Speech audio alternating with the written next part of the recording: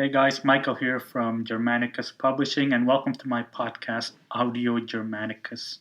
I'll be calling this episode 4 a new voice because it's a new episode, the fourth episode, and this time I'm using my own voice. I'm not just having someone else who do the voice work for me. And the title be Shoot the Stuff. There's gonna be a real podcast, not just a read aloud of a story. This is gonna be an update, so I wanna first give out a shout out to Scoot because actually the format of my podcast actually follows Scoot and how he does it. It's his podcast is called it's called Spoken Gibberish, and I hope he doesn't mind that I'm copycatting him. He's a pretty cool guy, so I'm sure he won't mind. But anyways, I'm finally back from Bali, back from vacation. There was a 5-day trip. I returned last Friday. So I've been in Jakarta for a few days actually recuperating.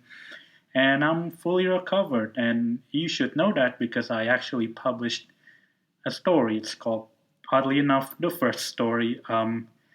It's a very meaningful title because it's the first story that I voiced. It's the first story published after I'm back from Bali, and it's also the first story chronologically in the Holy League universe. Please do give it a read. A reader called Bill Hyatt, I think that was his name, he compared it to Paradise Lost. So that's kind of cool. I mean, I've never read John Milton, and I don't think I would like what he has to say, considering that from what I heard, Milton had the devil as the hero. But, it's kind of cool to be compared to a legend of literature like that. So I'm sure to a lot of people, this is going to be their first time hearing my voice. The first time that I actually put out my voice, it was a chat with Alvin H. of Econ for Introverts. We had a chat and we put those chats on YouTube and he put it in his Substack. I also have a Macabre Monday podcast with the Chronicler or Maya. With both of those, I had to use the phone. So people might notice my voice isn't as crisp or as low. That's the reason why. But now I have an actual mic and I've been making voices, putting something on YouTube, and I'm trying to voice the first story. First, I don't know. Let me know what you think. If you like my voice, my narration, how I could work on it. The process can be somewhat tedious. I tried using Substack, the recorder, and for some reason there's like a breaking noise. I don't get it. So I use GarageBand and the quality seems to be good, but not as loud as I want it to be. So I'm still working, I don't exactly have a studio per se. I'm trying to figure out the proper setting for microphone and stuff. If you guys have any pointers, I would appreciate that. But let us move on. Let us get the proper episode.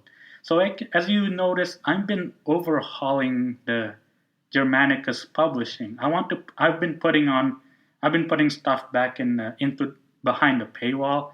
I've been putting in paid subscriber stuff, and I do want to have more stuff straight for paid subscriber.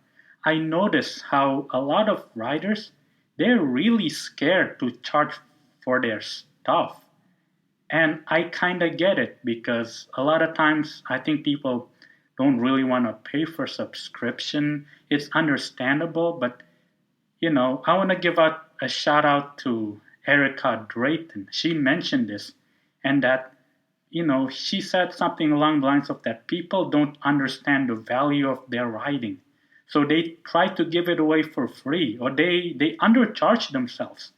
And this is folly because, people have a right to be compensated for their labor, right? If you write a story, especially a good story, that's the money's worth.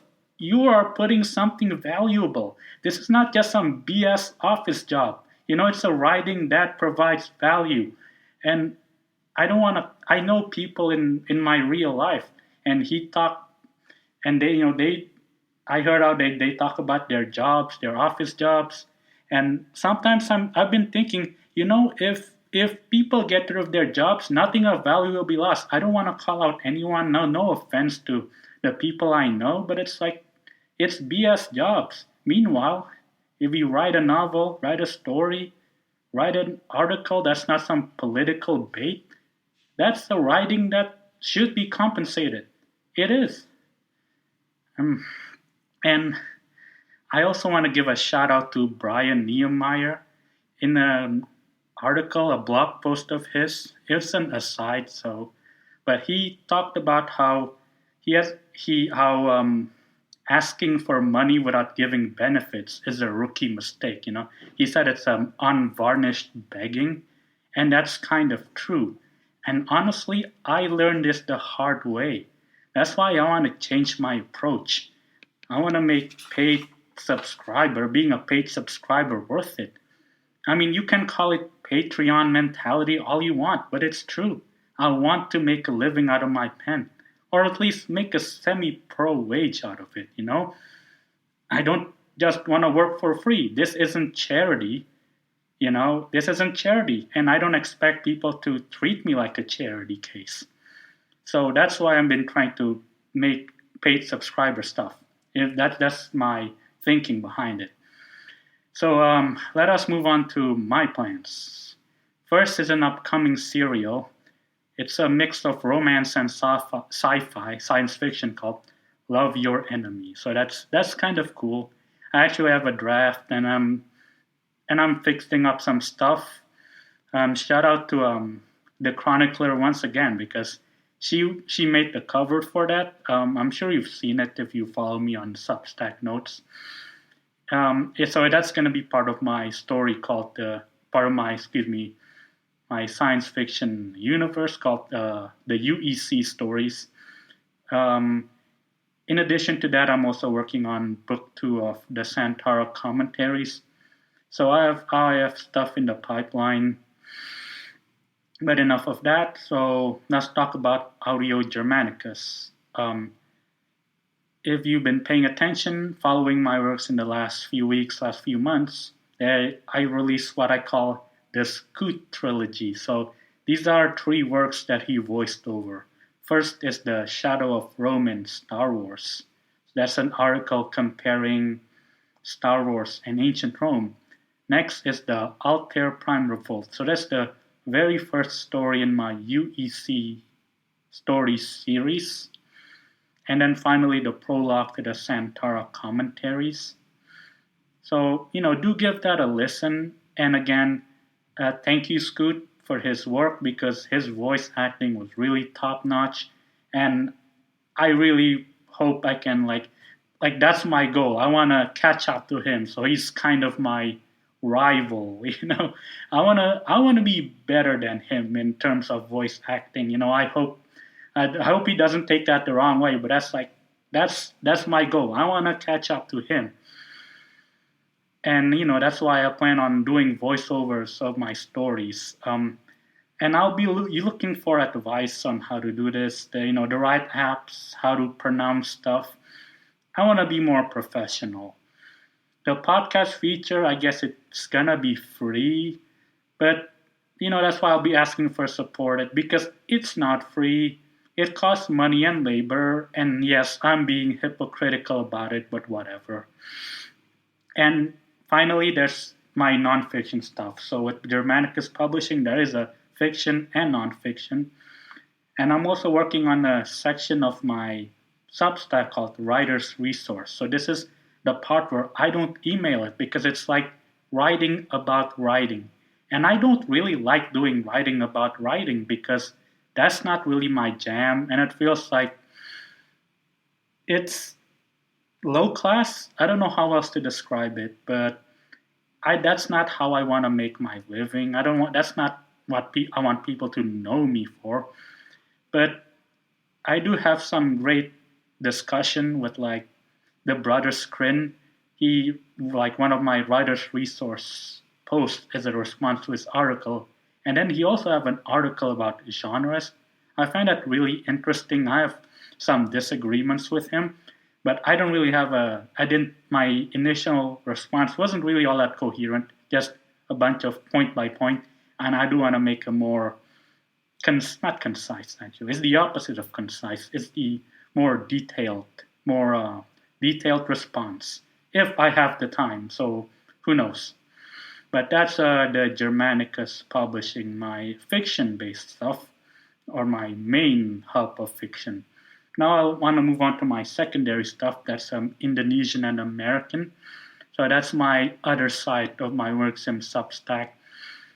When I went to Bali, you went to interesting places, great places. I have a lot of thoughts on that, but I'm still figuring out how to coherently put together or how to write an actual article about it or just parts of it. I did make a photo album in the chat section, so I hope people will take a look at that if you're a subscriber. I mean, honestly, it's a very, the process was very tedious, like putting together all those photos in the chat, like making a thread. But that's probably because that's not the purpose of the Substack chat. So that's on me, But I'm also, I'm doing the photography part of that blog.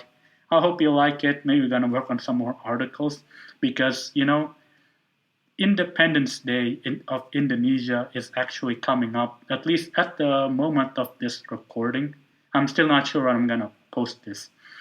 But I do want to make a article or at least a quick post about it because I did it also last time. Still figuring out the right topic about it. I hope you'll take a look at it. So, but that's also why I'm not gonna write an article on my trip to Bali. Maybe I might do it after Independence Day. We'll see. So now let us move on to the next section, the next part. I have my notes over here. See the sound of my paper here. So this is a Bima Sakli. That's my third Substack publication, and if you're a fan of that, I'm really sorry because we've been really slacking on that. I do want to return to this, but it's when you stop, it's hard to get back. Once you cool down, it's hard to heat up again. It is what it is. I do have a world building post in the works, and I do need to finish it, and it shouldn't take long. Also, gonna have to discuss this with Scoot. So because he does have a serial about it, a story about it, and I am curious where he's taking that. So that's my plan for a new hope, a new voice, a new beginning, the first story. And I do want people to actually be a paid subscriber, and not just because they feel sorry for me or they want to feel good about supporting, as if I'm a charity case, no, I want you to support my stuff because I have something worth reading. I have something worth saying. That's my plan. So now let us finish this. I know yesterday I actually had a conversation with my dad. It's very personal, so I don't want to get too much into it. But he did give me the much needed kick in the pants. He criticized me because I have a low look for myself. And some may say, "Oh, that's a humility," but I don't think so. So he has a saying, something along the lines of, "You have to know your own value and just do it. Just be confident. Go grab it." And I think that's the best advice from anyone and from my dad. So I feel grateful that he finally said it. No, not fine that he said it because, being confident doesn't mean you're arrogant. It means you're being honest. Because I do notice that, like right now, like these days, there are people who feel like they're not needed. They feel like they are not needed, especially men. We live in this modern world where like we think we're not needed, and people have been internalizing that, and that includes me. That includes me. Sometimes I feel like, why am I still here? What? Just just to suffer, But this seems to affect writers a lot, probably because we don't make much money from our pen, you know, and this is a mindset to break away from. I don't mean to be psychological about it, but this is something, we need to we need to address, or we need to like, maybe not address in terms of talking about it, but we do need to like defeat this somehow. And this is I'm doing my part. I'm doing my part. So let's move on to the final page of my notes. And this is why I keep going. Just go for it. Just do it. Like Nike. Like again, this is another advice from my dad. He's like, in soccer, if you don't bring the ball to the penalty box, you're not gonna score.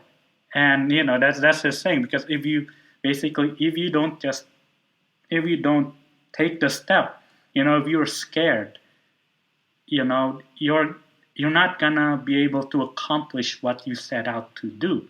You must get into the penalty box. And here's another sports metaphor, right?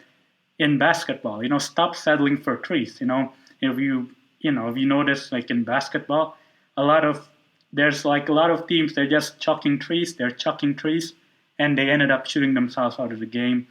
An example that comes to my mind is, I think the Rockets, they missed 27 threes in a row. And like, why are they shooting threes when if they had just gotten into the paint, get into the circle, I forgot what it's called, get into the paint and make easy layups, jump shooters, they would have won the game. And then let's in the Olympics, I see this like the women's basketball. I don't usually watch women's sports, but I see this while the French team, they keep chucking threes, and they ended up like shooting themselves out of the game. It was I don't know, hilarious is the right word, but it was kind of tragic. So don't settle for threes. Don't be afraid of getting to the box. You just need to do it. And as a writer myself, I do. This is where I like, just do it. That's how I managed to get this far. I just write my novel, Inquisitor's Promise. I just put the story. I don't feel, no fear, right? And that's what I gotta do. That's what we gotta do, and that's what I'm gonna do. And that's kind of a rant, but I hope you enjoyed this episode of Audio Germanicus. I hope you enjoyed this little podcast of mine, and I hope you like what I have to say. So thank you, Germanicus, signing off.